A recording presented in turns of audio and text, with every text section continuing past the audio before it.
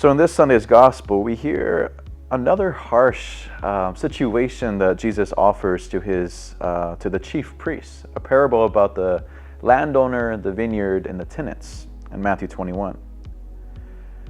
There's a few things I'd like to point out in this gospel. Is one, there's a landowner who builds the vineyard. He plants the tower, he puts a hedge around it, dug a wine press, and then he leases it to the tenants that they may maintain it.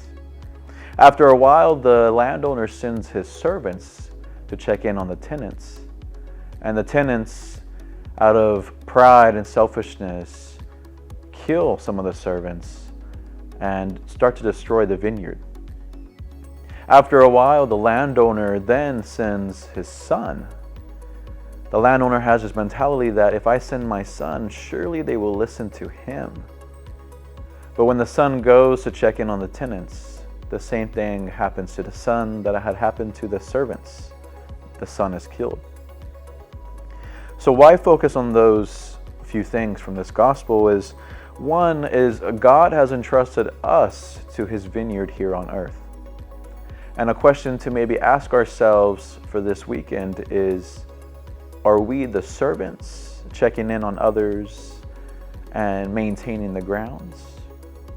Or are we the tenants taking advantage of other people and destroying God's work?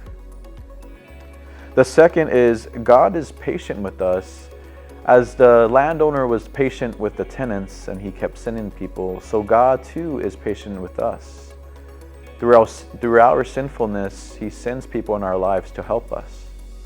When we continue to sin and sin and sin and fall, there are people in our lives that he sends us to help us. Another thing is, just like the landowner sends his son, so does God the Father send us his son. Do we reject him or do we accept him? And the last thing to meditate on is, what is God calling us to do in his vineyard here? Are you in the vineyard of your job, the vineyard of your school, your households?